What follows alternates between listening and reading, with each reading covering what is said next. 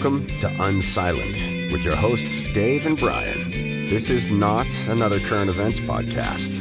We are digging deeper, diagnosing, and discussing what's really going on today, how we got here, and providing observations for future generations.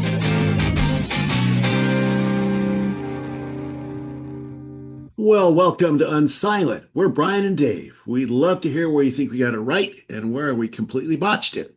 You could do that by visiting unsilentpodcast.com, visiting Rumble, and looking at our beautiful mugs on Rumble, and leaving your comments on such important things as strike your fancy. So here we are, Brian. War with Denmark has been avoided. That's at least temporarily, yeah. Well, for today, maybe, but for today. I hear we're ticked off in Britain now, so we might have to go to war with Britain. So that's all. What did you hear about us being ticked off at Britain? I've heard similar things, but I'm not sure they're the same things. There was, I think they gave away some island that we like and need for defense or something like that. We're have bases on, yeah. Yeah, we're kind of on an island kick right now. It's island hopping, yeah. Island hopping, maybe. Or island shopping, I guess. I wonder how much they want for Australia. What do you think? Now we're talking, see. Some serious islands, right? Well, there's no shortage of events going on internationally or domestically. Where do you want to start?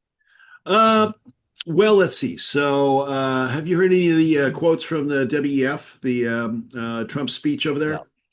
No, I saw a couple of headlines, but I've not heard any quotes. There's been a couple of interesting ones. I mean, it was there was the whole thing where he said that he was never contemplating force in right. Which is not, I suppose, surprising because it didn't seem like we were mobilizing an aircraft carrier battle group to go hang out there. It was interesting. To me, it was interesting some of the things he said about why we have to own the thing straight up. And it really sort of read like a real estate guy's book. It's like, well, if you got a lease, then how much effort are you going to go to put into defending a lease? Right. Whereas if you own the thing, you're going to put some effort into that. It's like, oh, well, okay, that's. I guess you always have to remember kind of who's speaking and where the motivation is, right? Yeah. So unlike most weeks where you and I don't talk to each other for 7 or 6 days and 23 hours in between our recording here, this week we actually had a couple of or a quick I don't know 20-minute phone call or something like that. We were basically trying to figure out why this, why now, right? Right. Yeah. Have you got any clarity on that? And we didn't really come up. I mean, we spitballed a couple ideas, but we didn't really come up with anything that really sounded for sure. Where are you landing on that? Well, I mean, why now still evades me a bit. I mean, so it has to be like the discussion you and I had. It has to be something that is just sort of underneath the surface. That's pending that could rear its ugly head and cause some dramatic shift in world alignments and such. So, such as the idea of the Japan carry trade being, and that was that's a complex deal. Yeah. Or the collapse of the European Union for one reason or another would seem to be a pretty significant one. But I'm still not sure about why now. Or the other thing that occurred to me since that time was why now is because it's the only time he thinks he's going to be able to do it. Because after the midterm elections later this year, then there's going to be more than likely significant curtailment of his power. And so, he won't be able to do as much as he wants to do as he is right now. Yeah, I saved a couple of articles. They're way too long to try to go through on our podcast, but a couple of things kind of stood out to me. So I still think that it's the why this and why now, as far as like why do we need Greenland so bad? Yeah. I still think as you and I were talking on the phone the other day, I still think that they're, we've had this kind of globalist, like we're all going to work together, like the Star Trek Confederation of planets or Right. whatever. Like, yeah, we got all this vast space on the whole globe, but we're going to try to work together the best we can. And I think that works when things are okay. Yep. I think that absolutely does not work when the chips are down and things are falling apart. Sure. So I would not be surprised if it's kind of the mode for leadership, people who are running countries isn't kind of shifting to, they can worry about their own problems. We gotta fix our stuff first. Sure. Sure. And that would make sense. And something like a currency crisis or something like that would certainly, like you were talking about the yen carry trade and whatever, Yeah. that would certainly qualify. I totally agree with you that he does have kind of a 16-month window until he's not going to be able to do a lot of the stuff he wants to do, I'm sure. Right. But I was reading some articles, and a couple of them kind of stood out. One of them kind of went down a weird rabbit trail that I'm not sure is wrong, but I'm not really sure I understand all that well either. So I'll share the one that I think I understand a little better, which is basically that Europe is weakening, and with the weakening of the EU and all that stuff, they're inviting more Chinese involvement. Macron actually said yesterday, I think, that the what is he, the president or prime minister or whatever of France? France, yeah, president, yeah. He openly declared at the World Economic Forum that France needs more Chinese investment. Mm-hmm. Okay, so if the EU is destabilizing, which I based on how little I know, which isn't very much, it seems like they kind of are. It seems like things are not really going well over there for a number of reasons, whether it be demographically, meaning they're not having children or whatever, the immigration issue, like it wasn't that long ago that Greece was on the verge of like complete bankruptcy and all that. I mean, they're still like, you can still smell the smoldering embers of some stuff like that, right? But what these guys are saying basically was, okay, so if the EU is falling apart, we've been their piggy bank for 80 years now. Sure. And it's not depending on which side you're on. If you're an American person who's like, hey, we want things to be quote unquote fair for us, it's not super favorable. We pay the lion's share of the defense, and they kind of mock us, and they kind of talk about how we're silly in our ways and whatever, and whatever. Anyhow, if they are inviting more involvement from China, China does have 90% of some of these resources. Some of these things I've never even heard of before. One of them here was dysprosium. I've never even heard of that word before. Terbium was another one. I don't have any idea, but you can't make F-35 fighters, for example, fighter planes without those elements. Interesting. And China controls 90% of global processing, and we, as the United States, have virtually zero. These aren't things that are found in our land. So part of the theory with these folks was, if the EU is going to start cozying up with China, and China has 90% control over these elements that are critical to defense, you don't have a lot of options left. You gotta go find your own, or bank on China being friendly with you for the next 100 years, which I don't know how realistic that. Even if it was Canada, I thought that's a lot of eggs to put in somebody else's basket. Sure, that's a lot of talking about the defense of the nation here, right? Yeah. And then I saw a map, which I hadn't really seen before. When I look at a map of Greenland, it looks like it's way over out of the way and stuff like that. But if you look at a map from the North Pole, if you're looking down on top of the planet from the pole, you can see that if Russia did fire missiles into the United States, like say Washington, D.C. or New York, 80% of them are going to fly over Greenland. Yeah, it's got a very central place in that flight path. And Trump specifically did mention that in his Davos speech too.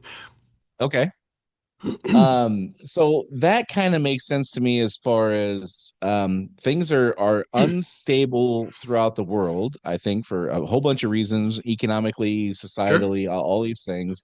It's not a good time to be just like, we'll worry about that later on. I kind of get that. I can kind of wrap my head around that. Does that make sense to you too? That one, yeah. And since our discussion, that one to me is the most plausible reason as to why now, because there's a short time period in which he can take mostly unopposed action. There's no question. I think there is no question that anybody could argue that Greenland is incredibly important for its position in the Arctic, for economically and strategically. Shipping, the whole thing. So there's no question about that. I don't think that's even arguable. So you put those two things together, and that does, to me, answer the why now piece about Greenland. And that was the biggest question. Like when we were talking, the biggest question it was always why now. So sure, you want Greenland, and the secondary questions were the ones about, well, shoot, we already have free access to everything there we want to. We have a treaty that says we can build as many military bases there as we want to on top of the ice. So do whatever you want. But then Trump's statement about, well, you don't defend a lease, you defend ownership. That one kind of rounded it out for me. Yeah, the other thing that this article, and I don't know, again, who knows what's true online? Who knows, right? But this is written like a news article. This is not some guy in his basement or his mom's basement. One of the things that I did not know also was in Greenland, there's two places where there's two like mines or whatever where these rare earths are collected and sent wherever they go. And I cannot pronounce the names of them. I'm sorry. Greenland has Inuit. Dutch names, and I'm not really good at that. So, but one of them, China is already kind of running. Oh, is that right? One of the two things in Greenland where these rare earths are, this terbium or whatever. Really? There's only like two things there, and China, they may not own it, but they're heavily involved. They're heavily invested. I can't remember if the percentage was like, I don't know. It was a meaningful percentage. It was not like 5%. It was a meaningful amount that they involvement in that. So that kind of makes sense. And the question you and I were kind of going through on the phone was, okay, why now? But also, what could be so pressing that Trump would be, who cares about his perception or his image, I should say. Sure he does, yeah. He cares about how people perceive his image and his awesomeness. Bigly, yes. His bigly image.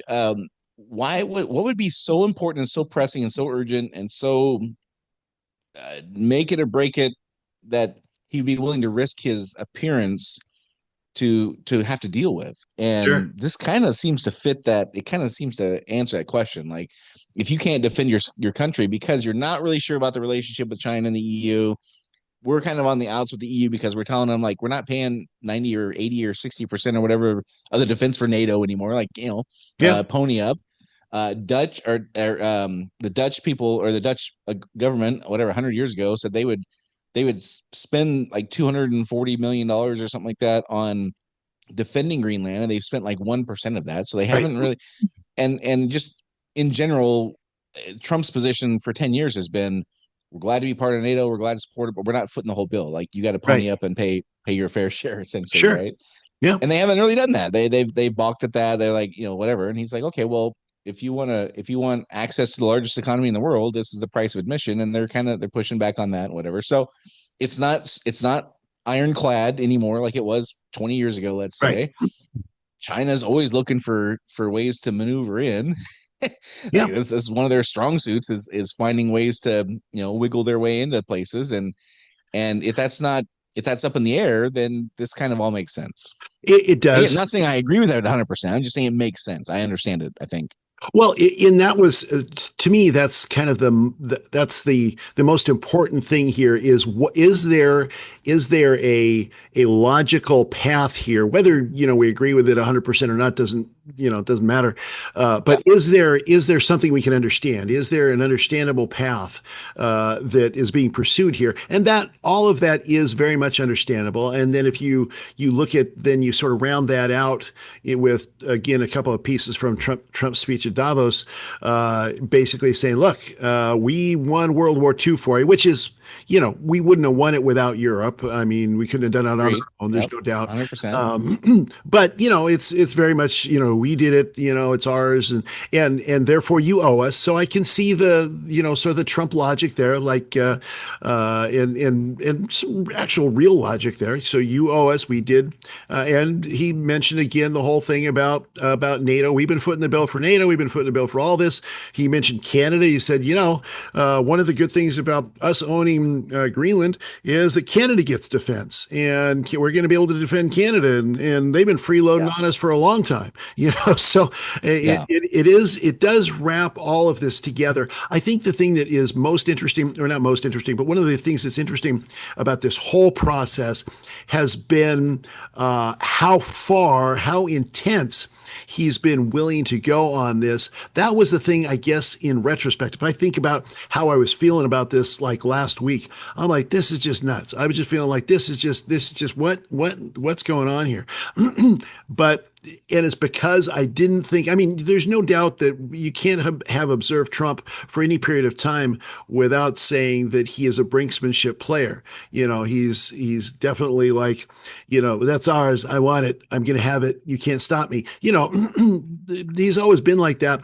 But to do it with the level of intensity around something that our good friends, in Europe are pushing back on, that was a whole nother level. And so I do think it does reveal a different sort of, it does reveal a different level about how far Trump is willing to go. Now, I do think that there still could be things that are beneath the surface that we're not seeing that are, for sure. Motivators. And I don't think we understand or see 97% of it. I think we see just a trickle, and most of what we see is what they want us to see. Sure, exactly. So you're talking about his style of quote unquote negotiating. He reminds me. Have you ever played in a poker tournament? No. Okay. There's what, like Texas Hold'em poker tournaments. Sure. Okay. Yeah. So you buy in, you get you spend your $10,000 if you like the World Series of Poker, and you get your 100,000 chips or 10,000 chips or whatever you get when you buy in. And the most dangerous guy or player in those tournaments are the people who will go all in all the time. Yeah. Because it's a tournament. So you lose all your chips, you're out. Like, you don't get to rebuy in these things. Like, you're done, right? It's not like a cash game where you walk in with your $300 and your buddy's got $500, and like you just play until one of you decides to not lose anymore. Right. In a tournament, you go until there's only one person left, and when you're out, you're out. And the prize money can be $10 million for your $10,000 buy-in or something like that. Sure. Right? The most dangerous player in the beginning is the one who goes all in all the time, because that they are, a couple things at once. One is that they're willing to do this, and they can't have that good of a hand all the time. Yeah. So that they're just full of crap sometimes. They're just pushing you around. Right. But it doesn't really matter. It matters what your cards you're holding. And so even if they go all in and you got, 3 aces, you still got to be wondering, like, do they have a full house? Do they have a flush? Like, there's enough doubt. It's not worth the risk of being out of the tournament to see what they got. Because if you're wrong, you're out. Yeah. Now, later, as the tournaments unfold, it's not like that so much, because the disparity between chips gets greater, and it's less of a thing. But it's the most frustrating and dangerous player to play against. Sure. Because you're just at their mercy until you finally either get irritated enough and say, "Screw you, I'm willing to lose on this, and I'll go home," right. Or you have such a good hand, you think that the odds are such that they don't have a good enough hand to beat your awesome hand. Right. And it kind of feels like that's what he does. Like, he's just pushing the chips all in, and probably knowing that this isn't what I'm going to do. I'm not going to invade Greenland. Good grief. I'm not going to invade Canada. I'm not going to do this stuff. But hey, I'm going to push my chips in and see what they do. Because all you're looking for when you're doing those big bets is you're watching to see how they respond. Yeah. Well, and he has the advantage of having the most chips on Earth to do Right. that with, He's got the big stack. Yeah. yeah, it's like, well, he even said something to the effect of in part of the speech. He said, "Yeah, I wasn't going to take it, but if I did, nobody could stop me." I mean, it's like, Right. okay, it's like, And by the way, he's right. well, he is right. He is right, and it's just Yeah. it's uncouth to say that. The people in the suits, 100%. and Yeah. and the button down, ones that, it's just uncouth to say that, and how you shouldn't say that in polite, company and all that. No. So what I'm getting at here is again, not that I agree with what he's saying or doing here, but it is a pattern that you can follow along pretty Yeah, easily. yeah, it is. There's no 4D chess going here. He pushes the chips all in. Right. He watches and sees what the response is. He had before he pushed the chips all in. He had a settlement he would go for. Sure. They react however they react, and then they're happy to get the win, the quote unquote win, by not caving to the crazy demand he makes. And the win that they get is the thing he wanted them to get all along. So again, I'm not saying that it's right. I'm not saying it's 4D chess is super sophisticated. It's not. It's a 3-step process. Well, and I think part of the process too is they get the win because they've all been freaking out.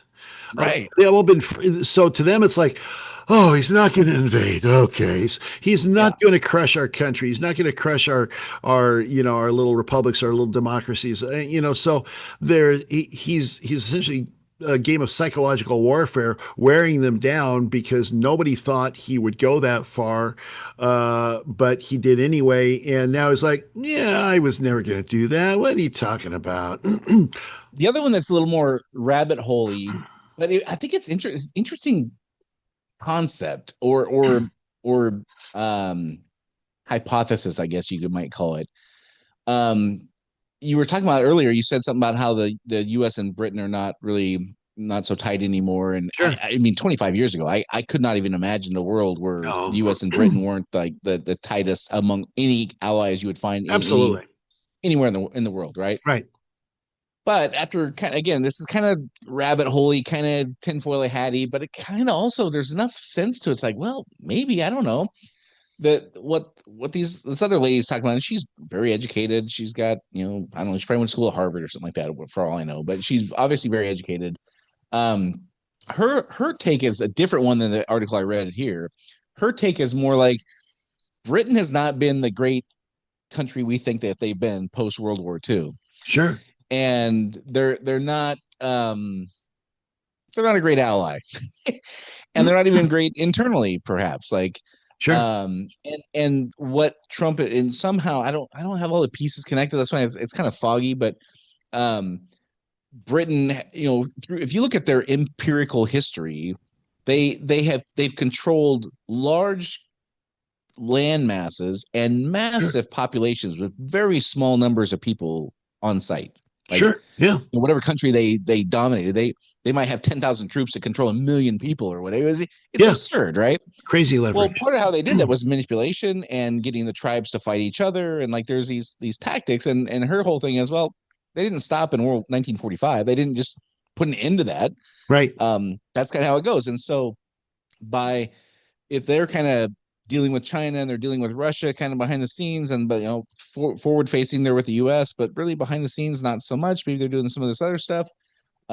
They might be the ones who are kind of controlling a lot of things, and we're basically going around them and saying things like, well, we'll get a deal in Greenland and we'll bring Russia in, and completely disrupting the entire apple cart that Britain's kind of been the centerpiece of for, centuries now. We're the big dog now, but sure. But Britain's been the centerpiece. The UK has been the centerpiece of the global order for 1,000 years or whatever, right? Oh yeah, yeah.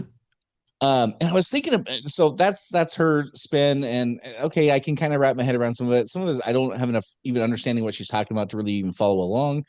But it didn't get me thinking about this, Dave. Let me run this by you and see if this makes any sense. So one of the things that it just I can't understand from where I'm sitting, half a world away, why the UK is just letting their population just get run over. Yeah. Like they're just letting these people come in. Sure. And after watching that, I was like, well, wait a second. If their if their modus operandi is to get tribes fighting against each other, well, if you don't have enough tribes, well, wouldn't you just import them? So it's the same as they've always done. Just now they're bringing them in to do it. it's in their own, it's on their own island now instead of being in Australia or in India or India. wherever. Sure, sure. Um, does that sound crazy or Well, it could. I mean, it could be. I mean, from the standpoint of what they've got a process modus operandi that they've engaged in for a very long time. That's worked incredibly well for them. I mean, they're still a very wealthy country, even though they're relatively insignificant in terms of forward facing stuff. They're still economically, and so there could be a lot of the behind the scenes plotting and manipulation that takes place that brings that to it. Could be. I mean, it's plausible. I don't know if it's true, but I know that thought just kind of occurred to me. I was like, well, because I don't understand just opening your borders up and just letting people with different values and different sure, ideas of how your government should run come in and like start doing that. I just don't, I can't wrap my sure, head around that. sure, yeah, Um, but as she was talking, I was like, well, their whole way of doing things was getting tribes in India to fight each other, so they leave Britain alone, and Britain sure. gets to maintain control of the whole thing. Sure, sure. Well, it could be the way that they are cozying up to the rest of the world. I mean, so they still do have a very large Commonwealth. It doesn't, the sun still never sets on the British Commonwealth. It sets on the British Empire because it's no longer much of an empire, but it doesn't set on the British Commonwealth. And so maybe the strategery here is to make the Commonwealth as strong as it can be and hope that it can, in some way, exert influence, worldwide, at Yeah, least economically. yeah. So anyhow, whether the details of what all these people are saying are right or not, it does seem to fit the fourth turning era where Yes. alliances get dislodged and new ones are formed, and Yeah. countries you thought would be stalwart partners forever end up not being, and whatever. That part all fits 100%. Like Yes. it is dismantling the global ecosystem, no question Yes. about that. If the details of why are what these people are saying, if there's something different, I don't think it really matters so much. But I think one of the real things that is pissing off the EU is just that Trump is just going. He's not letting the current guide him through this reshifting of alliances. Yes. He's He's dictating. spearheading the parts that he wants. Yeah, he's dictating it. Yeah, Mm-hmm. and yeah, I think it again is sort of that this is not how we do things, Right. mentality versus well, Yeah. they've all got to see. I mean, it's just like Greenland. There's nobody I think that can argue that Greenland is strategically better in the hands of Denmark than it is in the hands of the United States. They can't Yeah. they can't do anything. I mean, what are they going to do? They can't do anything. Deploy a bunch of Vikings and stand on the shores with axes or something. I don't know. Yeah. So they're, but the idea of it being a gradual process as opposed to a forced process is what they mostly object to. Now, was interesting to hear Trump say that the author of the Greenland deal, whatever and the Greenland deal is basically that we're going to talk to each other. That's the Mhm. Greenland deal, right? It's like we've Well, got that's been all the deal. Every going back to March of last year when the Liberation Day and yeah, the economy was paused for 2 days, essentially worldwide. Well, yeah. uh, essentially the deal he struck was that they were going to talk to each other. Yeah, When we're everybody's gonna like, just talk to each other. okay, we're off to the races again. Yeah, that's the entire point is that we're gonna end up talking to each other, Yeah, and so if that was the goal the entire time, then how does Trump come out on top of this? It seems that he comes out with essentially more leverage on all of the Europeans. I mean, I think that's at the end of the day, that's what he comes out with is lots and lots of leverage on lots of European countries. And the other thing is, he comes out proving that he'll go as far as he needs to go to get what he wants.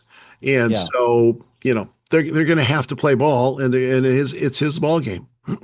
Yeah, I was just thinking as you were saying that, like his way of getting people to the table. Like, imagine you had a neighbor and they had a big tree, and the tree was dropping leaves all over your yard, and you had to you had to rake the leaves in your yard. You're Right. tired of this. You're pissed off. You're done. And you go over knock on the neighbor's door, and you're like, "Hey, we need to figure something out about this tree." And they're like, "It's not my problem. Go away. Leave me alone." And they close the door, and then you rake up more leaves. You get more upset, and then one day you just go over there with a chainsaw. You're like, I'm just gonna cut the tree down. And he's like, no. My dad planted that tree before he died in 1958. Please don't. You can't cut the tree down. Well, I'm tired of this. I'm cutting the tree down. Well, let's talk about this. Let's talk this out. Like, Right. okay, well, and we're right back where I wanted in the first place, right? Yeah, yeah, yeah. Well, it's fascinating too that the way that Trump kind of realigned the players too. He said that Mark Rutte, the head of NATO, so he's the top guy in NATO, is the one that basically came up with the plan. He's the Okay. one that came up with the Greenland plan. So how is it that the head of the strategic alliance is the one that, and so he wasn't like, it's my big beautiful plan. He said no, it's actually Mark Rutte. He's the one that came up with it. And fascinating, if you listen to Mark Rutte over the past I don't know, for some period of time, he hasn't been an anti-Trump guy from everything that I remember hearing. He's been a fairly, oh yeah, well the alliance is strong, and it's going to keep going, and we think the Americans are going to be as all in as they ever were on the alliance. So there's all of that kind of backstory. It seems like there's maybe, I don't know, there's a blue phone between the White House and NATO HQ, that they're coordinating some of this themselves. I don't know. Yeah. Could be. So I just asked Grok to do give me some bullet points on this because this video is like 12 minutes long. It's way too long to go over Yeah. here. But one of the things that this lady talks about, Susan Kokinda is her name. Okay. I've never seen her before. But again, she's clearly very educated. She talks about this thing called War Plan Red, Okay. which was in the 1920s and 30s. The U.S. military developed a War Plan Red, a contingency plan specifically for potential war against Britain and its Dominion Canada, Really? recognizing the British Empire as America's primary strategic adversary and a threat to U.S. independence. Now, obviously, in World War II, that changed. I Yeah. mean, us and UK were as tight as anything. Right. But her point is like we've kind of always had an eye on Britain, which I that's completely like a foreign concept to me. I just Yeah, me never too. even heard of anything like that before. But presumably, you could Google War Plan Red and see, right? Huh. Um, but it's more about England having this kind of imperial monopolistic control over how things work, Sure. and that's being dismantled, and that is, in her opinion, that's kind of at the root of some of this, much more than what we see on the peripheral level. Yeah. Yeah, that could very well be. I mean, they have been running the show for a very long time, and it's not so much anymore. Now it's getting dismantled by Trump. Yeah, and then you see the comment from, is it Maloney? Is that how you say her name? Yeah, She's the Georgia Italian. Maloney. She's really great. I like Georgia Maloney. Yeah, I like her a lot too. Here's something. uh um Trump says something like NATO is nothing without America, and she says something like, okay, well, we just don't need bases for the US here then. Something like that kind of, so again, now whether or not this stuff is true or not, Yeah. but it like specific word for word, I don't know, but Yeah. it is unraveling some, or it's not as tightly knit as it Sure. was for Yeah. sure. Yeah, Yeah. there's no question it's not as tightly knit as it was. And I think I mean, but it was, so either you have it tightly knit like it was with us footing all the bills, Yep. and basically, I mean, NATO was a sort of a recruitment thing so we could get other people to join our fights. I Yeah. mean, that's kind of the way it's been for a long time. So either it's not as tightly knit as it was, or you go forward and you turn it into something that actually is more effective. So, and I think, what Trump is attempting to do is turn it into something that is more effective. So, there's Yeah. been all these discussions about, well, Article 5, and does the US still subscribe to Article 5, and, maybe not, this type of thing. But if I don't think Trump really is excited about fighting every battle that NATO has to fight. No. whereas they can, pony up themselves, pony up in terms of manpower and economics and weaponry and all this. And if they're better off, then it's in their own best interest and our own best interest that they're maybe it's not as tight knit as it was before, as like a club with one big boy, one big guy in the club. But now it's much more kind of an effective in some ways. Well, I don't know if you could say it's democratic because basically Trump just gets his way. But it's more. Does he? But I mean, okay, so the border was closed. There's no question about that. Yeah. Other than that, what has he gotten his way on? Doge came and went without even so much as a hiccup. I mean, they exposed some stuff, and then we got back to business as usual. I think we shut down USAID, Sure. that one NGO. Other than that, I can't. Well, I think it's Trump gets his way in international. I mean, so I think his goal was to be a domestic focused president, and so the things you're talking about. Yes, he has won fairly substantially in immigration, but even that's a big pushback now with all the ICE stuff that's happening. But the place he could say that he's done incredibly well is a lot of the international stuff. He has gotten. I mean, there's certain places, obviously Russia and Ukraine, big black eye, big embarrassment. Yep. That has not gone the way he's wanted to go.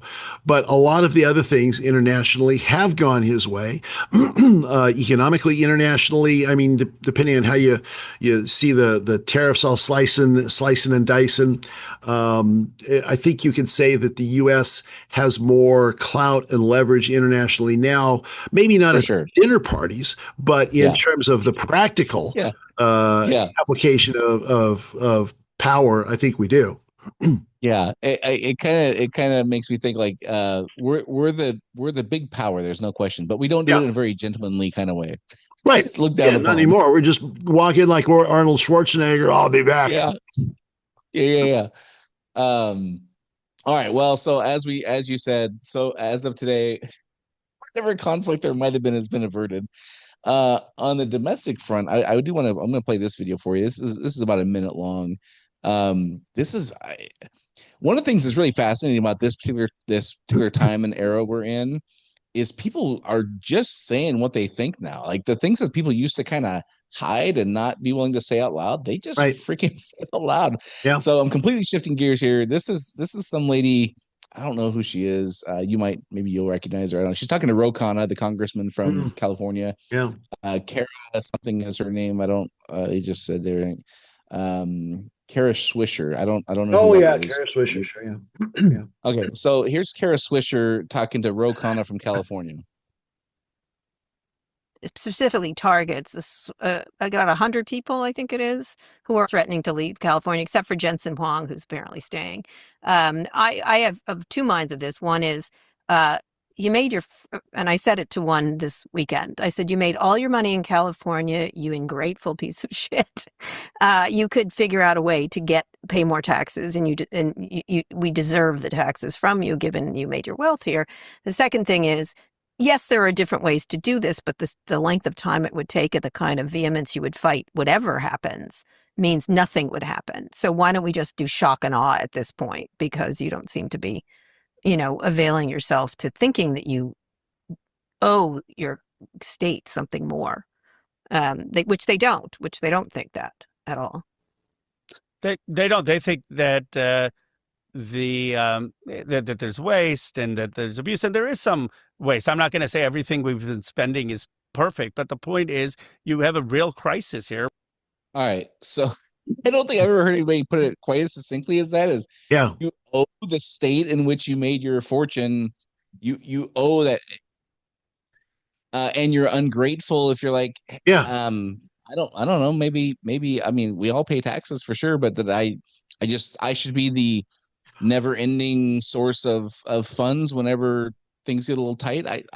It seems weird to take that posture. You owe the state because that's where you lived when you made your fortune. Yeah. So you know what it reminds me of? There was another eloquent politician who said something along those same lines. You didn't build that. You remember when Right. Obama Yeah, yeah, said, yeah. Yeah. well, you didn't build that. You drove to work on the roads that we built. You used the electricity that we provided. All of this stuff, as if that, now you could make that argument logically if there was one place you could get this. There was one place you could get roads. There's one place you could Yeah. buy houses. There's one place Right. that has electricity. But if you could say, well, you owe it to California to pay more money. Well, what did you provide me that somebody else wouldn't have? Is Right. it not just the luck of your luck that I was born here? I mean, Yeah. so what is it that you did for me that actually allowed me to build my business in a way that I couldn't have built it someplace else? Yeah, the only, I mean, things you The could have said arrogance. 30 years ago were, if you were in the wine industry, well, there's no place like Napa to grow grapes. Well, Sure. that's not true anymore. No. They grow grapes in virtually every state now, Yeah. in every country now, and so that's out. It's not the beaches, because Florida has beaches and Texas has beaches and plenty of other places. Hawaii has beaches. So it's not that. I think the only thing you could argue is that you have access to very wealthy people. Right, which is not any But of their you have doing. that in Maryland, and you have that in Virginia, and you have Right. that in Jackson Hole, Wyoming, and you have that in other places too. So I can't think of anything that would be specific to California you couldn't get somewhere else, in which you would owe them for your success. Yeah, it's the ultimate in arrogance. It's like Yeah. if Rokana was a honest interviewer, if they had an honest conversation, it would have been, yeah. And the reason for that is why? Yeah. What is the reason for that? What exactly did you provide me that allowed me to do this that I wouldn't have been able to do any place in the entire bloody country? Well, we've got the Yeah. tech workers here. Well, why do you have the tech workers here? Because I built a company. That's why you have the tech Yeah. workers here. So Yeah. yeah, it's that kind, to me, Brian, it's that kind of smug arrogance that is just disgusting. I think it is the tone more than the It words. is. It I is. think that people are people, conservative people hear that and they're just like, screw you. Even Yeah. if you have some plausible argument you're making, screw you. I owe you. Like Yeah. that's crossing a different line. The other thing I think is fascinating listening to that is Ro Khanna at the very end there. He says, well, they don't want to pay because they think there's fraud and abuse. And yeah, okay, I'm not saying everything's perfect, but and he kind of moves on. Yeah. It's not even it's a foreign concept to some of these people that, yeah, the first step should be plug the hole and then you ask for more. Right. But that's not, it's so no, we just ask for more and then we'll get around to plugging the holes later when we get around to that. No, there's estimates that came out this last week that 10% of the US spending is fraud. Yeah. $600 billion a year or whatever it is, that is just flat fraud. And that's an afterthought. Like, well, you owe us and don't tell us how to run our country or our state. Like, you owe us and leave the smart decisions to us. Yeah. I mean, the arrogance of that. Oh my goodness. Well, and this is why I think that whole group is collapsing in terms of public perception, because people can see through that kind of ugly, smarmy, arrogant condescension. I just Then on the flip side, there's this lady, Catherine Austin Fitts is her name. She grew up in Wall Street and then had like a assistant secretary at HUD or something like that. She had a pretty high powered job in DC. She then, on the flip side of that, same kind of topic there, she's talking about how we're basically that more than our national debts. Our national debt's what, 38 trillion now or something like that. Yeah. She comes up with a number of $55 trillion that is unaccounted for, right? And here's the math of how she comes up with it. So she says from 1998 to 2015, it was 21 trillion undocumented adjustments at DOD and HUD. And then for the bailouts from 2008 to 2015 or whatever, 29 trillion. So we're at $50 trillion there. And then COVID happens. We threw another 5 trillion there. Yeah. And there's undocumented adjustments that happen there. So these are like, in accounting, you have adjustments that you just fix things with these adjustments. Sure. Yeah. Yeah. Because you're not sure. Yeah. That's what she's describing. Yeah. So 55 trillion since 1998, and our deficit, our national debt is 38 trillion. Now, let's say she's wrong by double. Let's say half of what she says is completely nonsense. Only 28 trillion. Only $28 trillion it has been lost to what it blew away. Whatever. Yeah. That's not even a conversation that even anybody, I forget their political affiliation. Yeah. None of them are interested in having that conversation. And I cannot understand that for the life of me. Well, it is that, you look at other mysteries like, I mean, there's this whole layer of mysteries like that, like where did Jeffrey Epstein get his money? So there's a whole, all of that, it seems to me, falls into that sort of nebulous, off books, type of accounting, or, I mean, because you can't lose that kind of money.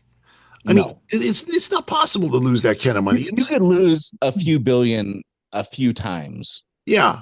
Like lose. Like I remember, what was it? The day before 9/11 when Rumsfeld said that he was going to have some, there was like one of the federal agencies had buildings in the Twin Towers. Yeah. And they had like 3 trillion or 5 trillion or some absurd number that it was like DOD kind of money. It just went away. They had no idea where it went. And he announced that on September 10th, 2001, right? Now, lucky for him, the news cycle swept that away pretty quickly, right? Yeah, exactly.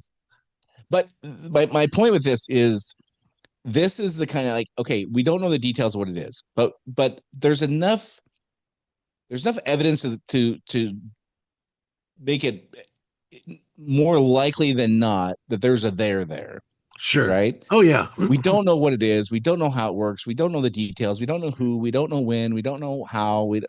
But there's a there. Yeah. And I think that is the kind of thing that there's all this murkiness about this stuff. And there, like we talked a year ago or whatever about the idea of our country was to have a private citizen and a transparent government. Right. And what we have now is a private government and a citizen whose books are transparent all the way. Right. Yeah, exactly.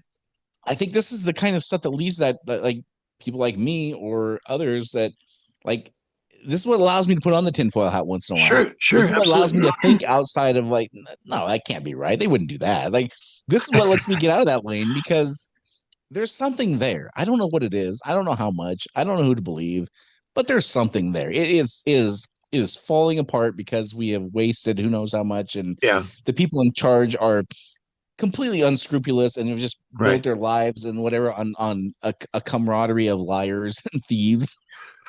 Yeah, and you could. I don't know that if that comes out, if where we talk about the trigger events for the fourth turning crisis and this type of thing, if those types of things ever become actually known, and again, it's even as I say it sounds like conspiracy theories or something, but the problem is that it's too big to say it's anything other than a conspiracy. It's too big, trillions of dollars, that's not something you can hide under a bushel basket under your bed or whatever. And if that type of thing ultimately comes out, it's just like again, I hearken it back to the Epstein stuff. It was like all this stuff all of a sudden became too murky and everything's redacted, and we're going to be transparent. We're going to show you all this stuff, but then it's like, no, can't show you. There was nothing. There's never anything there in the first place.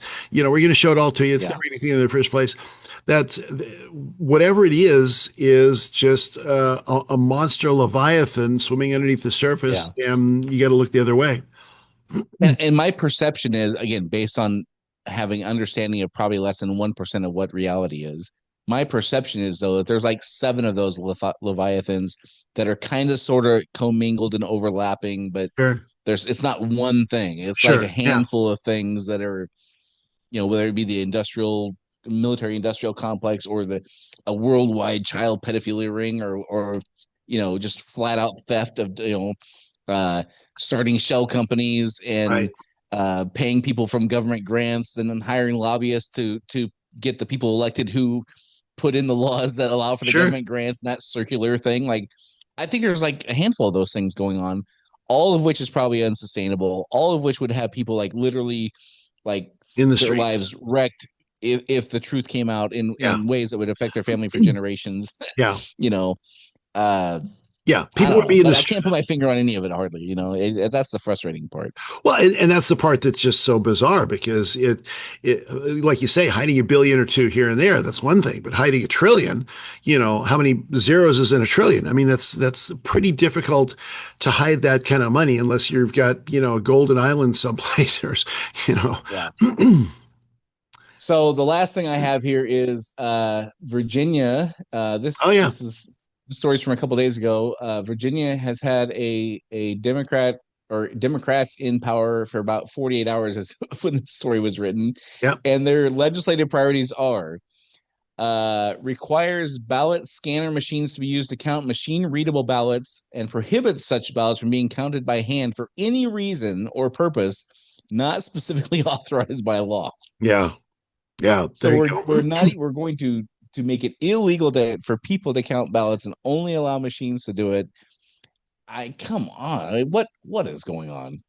Yeah, yeah. Well, you take a look at how many Abigail Spanberger, that's the new governor who took over from Glenn Youngkin. Well, and it is such a strange twist. I mean, because in terms of the contrast between Glenn Youngkin and Abigail Spanberger, right? I mean, they're just as opposite could be, and this is. I think also for me, this is one of the things that is sort of scary about the presidency right now is because you've got, if it can swing so dramatically, so you've got Trump now and then whatever anti-Trump is next time. I mean, who knows what's going to happen next time, but historically that's how it happens. Everything can be just like between Youngkin and Spanberger, everything can be completely reversed overnight. And then, I mean, that's the kind of thing that finishes the undermining of institutional trust I mean, we don't really have institutional trust now anyway, but if the last little bit of it gets undermined, then, I mean, the only thing you've got left is anarchy. Yeah. No, if you took out all the other things going on in the world and you just in our country and you just focused on that one thing you just said there, that if the system is set up such that from one election to the next, you will have 170-degree turns, not maybe 180, but 165, 170-degree turns. Right. That is not sustainable. You have to have some kind of unifying beliefs and values and some idea of what we're trying to accomplish and what we're aiming for and how things are supposed to work so that those alterations are like a plane flying from LA to Hawaii. Like, yeah, you're going to have tons of course corrections, but you're not going to Hawaii and then all of a sudden heading to New Zealand and then all of a sudden heading to Greenland and then all of a sudden heading to India. Like, it's not sustainable to have it work that way. But that's what we're in right now. That's collapse. I mean, that's societal collapse because then it's just the same thing as you get in South America. One dictator leading to another dictator, because that's where it ultimately devolves to is one dictator leading to another dictator, and then ultimately you've got a collapse. Yeah, and then you look at how broke everybody is. Like countries are broke. Oh yeah, cities are broke. States are broke. And if there is a whiff of truth to this thing about these trillions of dollars going away, well, the money was spent somewhere. It wasn't spent on the country's needs, and now the country's too broke to afford what it needs, and that seems to be a worldwide phenomenon. Yeah. Oh well. Yeah. In terms of debt and you, I wonder if you found all that money, if you found all that fraud and that tens of trillions of money maybe we could pay off all the global debt. You compare that to global GDP, which is, I don't know what global GDP is now, $100 trillion or something a year, something like that. If you could, if you found all that money wherever it went, so then that argues that there's some money to lead out there that's got, assets that are completely untouchable. Yeah. Completely. Well, there's, that's why Turks and Caicos, for such a small country, has so many resources, and the Cayman Islands and Switzerland, like they built their entire systems around being able to hide money like from the exactly. All right, so That's it. I don't know if we solved anything, but we at least averted a war. And Well, a I war think with we have what Denmark. we're- Maybe next week yeah. it'll be a war with France. That would be kind of interesting. At least war with Denmark seems kind of boring, but This is now you mentioned France. They have the third highest debt to GDP ratio behind Italy and Greece that right? in Europe. Really? Yeah. Oh wow. And so it's no secret that, or no mystery, I should say, as to why Macron is courting China. If we're kind of on the outs with the EU and they're broke, like, well, you got to get the money somewhere. Yeah, that's and right. Who has the second deepest pockets right now? It's China. Yep. There you go. Better start learning Mandarin. All right. Well, I at least feel better that we have a plausible explanation, even if it's completely wrong. At least something I can wrap my head around about why now, and what would be such a big urgent thing to take all these seeming to be risks. Yeah. And to continue with this negotiation style. So I don't know if we solved anything, but if nothing else, we're accomplishing our mission, Dave, of explaining to future generations how confusing and frustrating this era is. Totally, exactly right. Yep, I'm there. All right. Well, as Dave said in the beginning, if there's anything you said or anything you heard us say that you think is especially right or wrong, we'd love to hear your feedback. You can do that at unsilentpodcast.com. Rumble has a great comment section. Dave and I are trying to explain to future generation what it's like to live in this moment, and we can't do that alone. We'd love to be able to pass along your thoughts as well. So until next time, this is Dave and Brian signing off. See you next week. Do you want to be unsilent? Make your voice heard on our social media channels and share where you think we got it right or wrong. Go to unsilentpodcast.com for social links so you can join the discussion.